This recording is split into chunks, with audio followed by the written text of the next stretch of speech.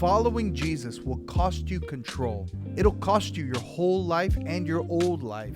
It's a life of surrender. Jesus never hid the cost of what it takes to be a true follower. That's why you see many people fall away from the Lord. Many people confess Jesus and then they don't last the long haul. They don't last more than a year, 6 months, sometimes a few days. But God didn't call you without knowledge. Jesus gave you clearly the cost of following him. Let's awaken the world to Jesus. That's what we're talking about in this teaching. I'm Daniel Giliana, and this ministry is called Awaken to Jesus. And I want you to know how much he loves you. You see, we're talking about the magnetism of Jesus. He is magnetically attractive. The force of his divine being draws your soul and all souls to him like a magnet. When you get a taste of the Lord, a glimpse of the Lord, your soul wants to run toward him. And that's what people did in the Gospels. Jesus would go on boats. He would go to other sides of the lake of Galilee in different areas, and people would run to him. Young, old, sick, they'd be carrying people because Jesus is irresistible to your soul.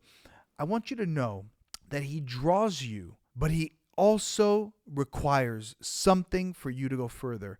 There's a certain dimension you can get to with Jesus where you're drawn to him, but then there's a line drawn in the sand where he'll keep going. And the magnetism of the Lord will not be enough to get you there because there's going to be a cost you have to pay to step into his presence. There's a union with Jesus. There's a side to the presence of the Lord that you do not get until you make a clear choice.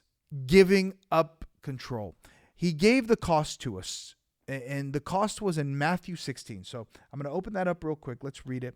It's Matthew 16.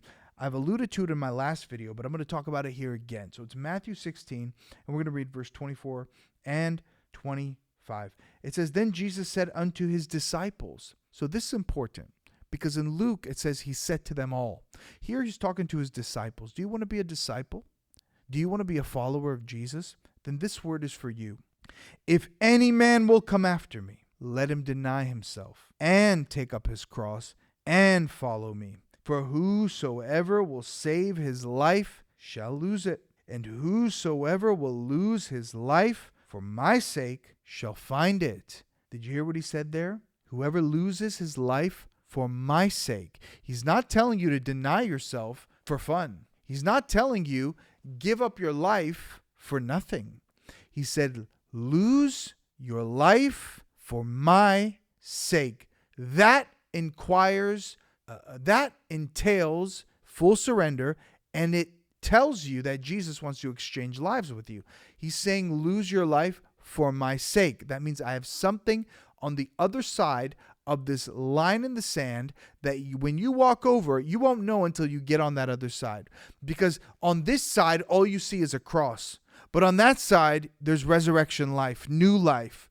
Here, you see a life with you in your own wisdom. There, you see the wisdom of God. Here, you see your intellect. There, you see his intellect. There, you see the Holy Spirit. There, you see inspiration. There, you see. But see, there's a line in the sand that the magnetism of Jesus will draw you this far, but you have to choose to be a disciple. What does that mean? Follow him. Give him control. Lay it all down. Now, you may say, I did that. But did you? Did you give him your pride? Did you give him your lust? Did you give him your soul? Did you give him the core of who you are inside? When nobody can hear the echo chamber of your thoughts, is Christ there?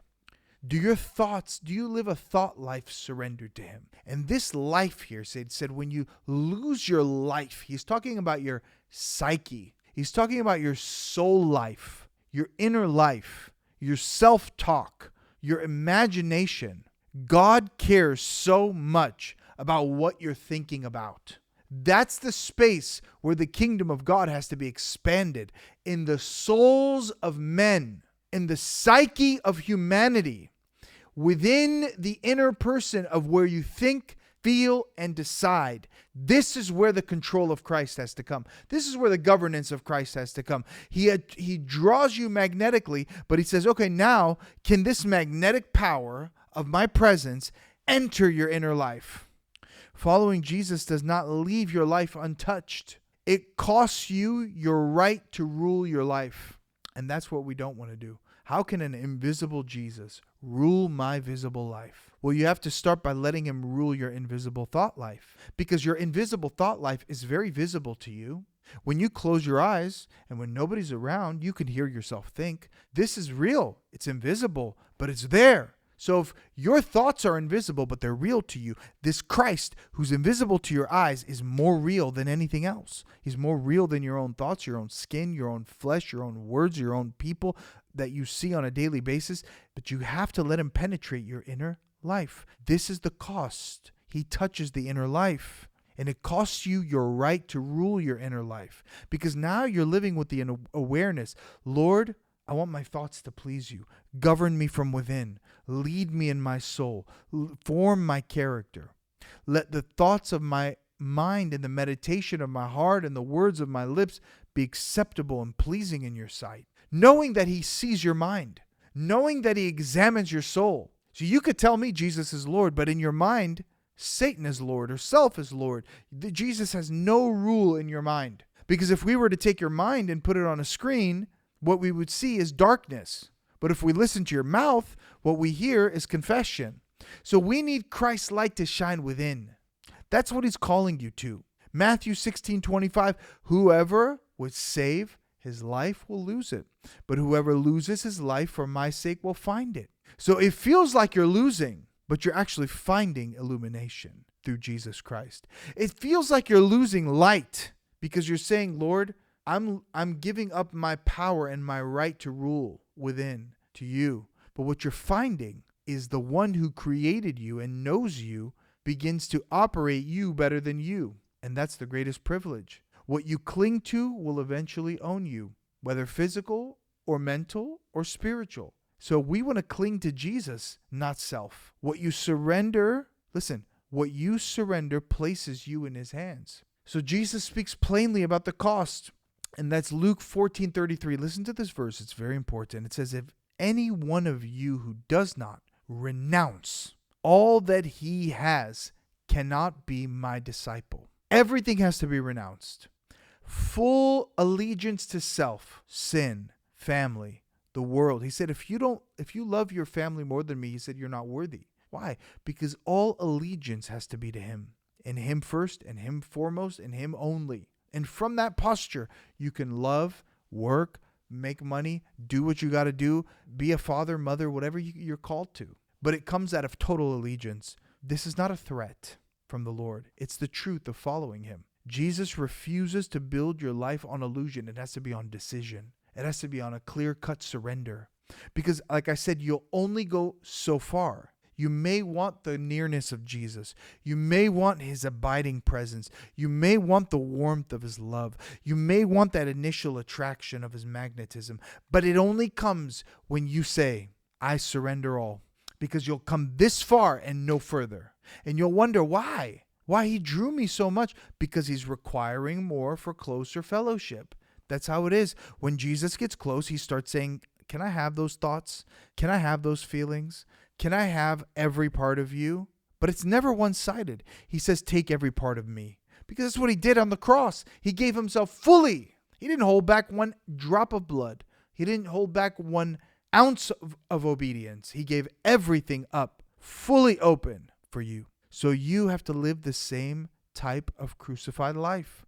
The nearness of Jesus comes with the reordering of your inner life. He rearranges your priorities. He rearranges your mind. And love from his presence claims you on the inside. He claims you. He says, now you're mine and I am yours. My name's on you and your name's on me. If they see you, they've seen me. If they see me, they've seen you. Now we're inseparable. And that comes with renounce all other lovers. Pick up the cross and follow me. But none of that comes until you're drawn to him and he's unveiled in beauty to you. Now you've seen a glimpse and you want to go deeper. Forsake all and follow him. Paul names what true following becomes. This is what it becomes.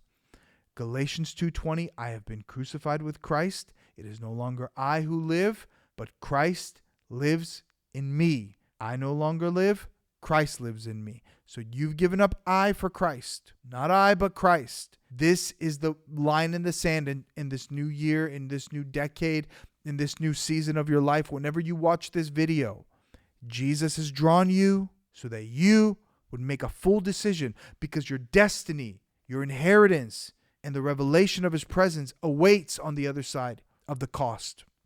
It's not just to take your life from you. He's not trying to erase your life. He's asking you to yield to him. Yield to Christ. This is what you're called to. Surrender is not self-hatred. It is the end of self-rule. The cross does not destroy you. It redeems you. You know, I've met so many people who do not want to give up their rule, their self-rule, because it's easier to be a lukewarm follower of Jesus. I met a lot of young men, a lot of young women, a lot of people, older people, who tasted Christ. He touched them. They could tell you when he touched them. They can tell you how the service was. They can tell you when their body was healed. They can tell you how he came through for them. They can tell you when they cried in his presence. But they never said yes to following a life of surrender, total dependence, self-rule given up, Christ's rule embraced. You'll see them everywhere. They're self-driven Christians. And that's not the life we're called to. There's only one way to do this: total surrender. And this is where the cross redeems you. The magnetism of the Lord Jesus becomes costly because it leads you out of control and into trust. Following Jesus means he decides direction, pace, and destination. And that type of surrender is costly because we are not in control. I don't get to pick the pace. He does. I don't pick the direction. He does. I don't pick the destination. He does. But I want to do what I want to do. I know where I want to go. I know what I want to do. No. Christ is Lord. Not I, but Christ. I no longer live, but Christ lives in me. This is the life. Now, he's used his magnetism to draw you. Okay. Now he's drawn you for what? Decision. The hour of decision is at hand. Following Jesus will cost you your old life, but it'll also give you his life. Do you want to make that decision now? Just say this right now. Lift one hand up and say, Lord, I surrender everything to you.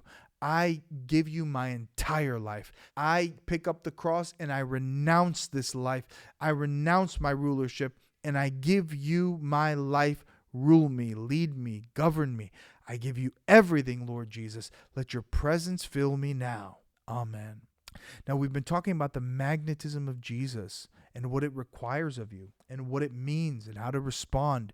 And I have a free resource I want to give you. All you have to do is subscribe to our newsletter below, awakentojesus.tv. It's called the Magnetism Map, and it's a short scripture anchored orientation that gathers this month's revelation into one place, and it helps you name how Jesus draws you, centers you, and reorders your life.